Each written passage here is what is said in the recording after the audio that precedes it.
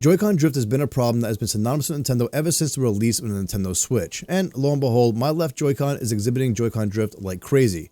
But I've been seeing a lot of people online fixing their Joy-Con drift with this little guy right here, a little piece of cardboard. So today we're actually going to put this to the test. I'm going to take apart my left Joy-Con, put this behind the Joy-Con pot, and see if it actually fixes it. So let's get into it.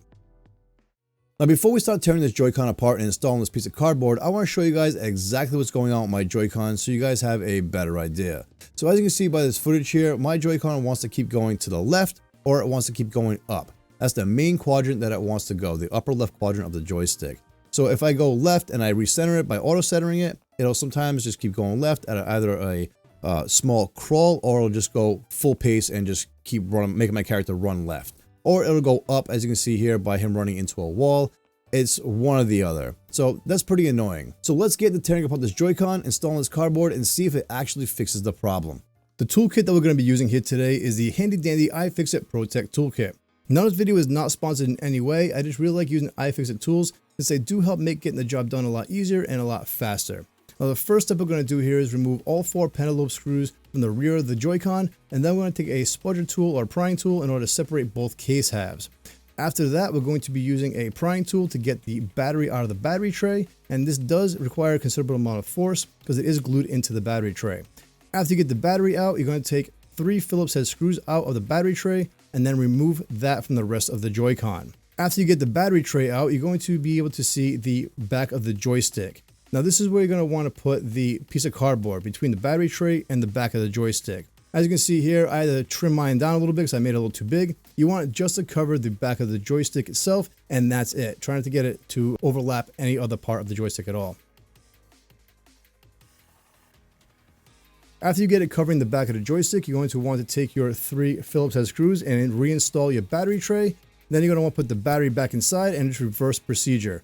Put the case halves back together, install all 4 pentalobe screws, and that's pretty much it. You're done. And this last screw was giving me a hard time, but I got it in, I got it all fixed, I got it together. This was a pretty quick repair and only took me about 10 minutes to do this. So now that I've taken apart this Joy-Con, inserted a piece of cardboard behind the joystick pot, and reassembled this whole thing, it's now a little bit bulky, and it's actually separating right here between the 2 halves. I don't know if it's actually going to fix it, but I'm actually hoping, so let's go test it out. 1 week later. So my original conclusion to this video was one that wasn't very favorable to the cardboard fix. After I got the Joy-Con back together and I started using it, I still did notice Joy-Con drift going in the up position, but not in the left. So it did fix it a little bit, but it wasn't 100%. But after using it for about a week now and playing Metroid Dread and Star Ocean First Departure R, I did notice that the Joy-Con drift has been eliminated 100%. Now, Metroid Dread was one of those games where the Joy-Con drift was just so bad, I couldn't aim on enemies correctly, I was always missing my enemies, missing my target, and after this cardboard fix, it did actually fix it. And even after playing Star Ocean First Departure R for quite a bit of time, I didn't notice any perceivable Joy-Con drift whatsoever. And I put about 4 or 5 hours in this game in the past week, and the Joy-Con drift seems to be 100% eliminated with the cardboard fix. So my new conclusion to this video, and to answer the question, can you fix Joy-Con drift with a piece of cardboard, is going to be yes. You can fix the Joy-Con drift with a piece of cardboard, just wedging it between the plastic and the back of the Joy-Con pot, but it does come with some other inherent things that I am not 100% satisfied with.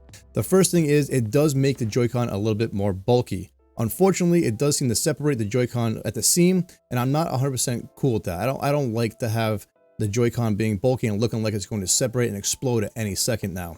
The other issue that I have with this Joy-Con fix is I feel like I'm putting a lot of undue stress onto other components of the Joy-Con itself, like the battery and the circuit board.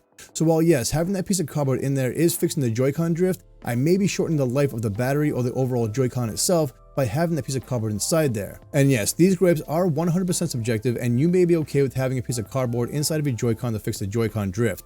But as for me, I find it to be an unsatisfactory repair, and I will be replacing both my joysticks and both my Joy-Cons in another video at a later date. So make sure you subscribe to the channel because I will be doing an in-depth guide on how to do just that. But that's about all the time we have for today. If you guys like this video, be sure to hit that like button because it really does help with the channel and it helps us reach new people. And until next time guys, I'm Joshua Photo Lover Games, signing out. Have a great day.